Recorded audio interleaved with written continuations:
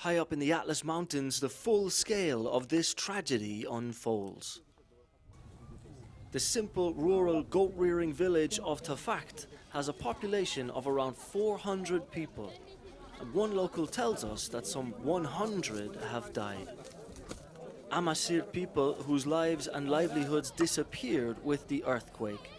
Morocco's worst since records began.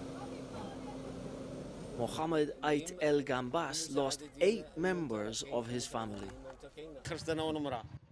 We were at home. I escaped with my wife and kids, but I lost my father, my 2 brothers' wives and their kids. I lost 8 people dear to me.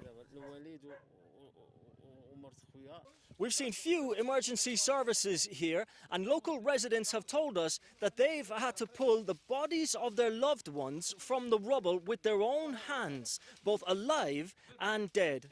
A truly tragic scene that's taken a quarter of the population of Tafagart. Villages like this one in the Atlas Mountains suffered from poor infrastructure even before the earthquake. The villagers felt abandoned by the authorities, and they point to a cemetery full of makeshift graves as undeniable evidence. Individual piles of sticks and stones hide 100 tragedies, families hoping to give loved ones a dignified burial amid the chaos. Winter is close and people are poor.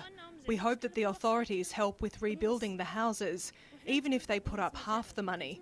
We hope they do something, but don't know if they will.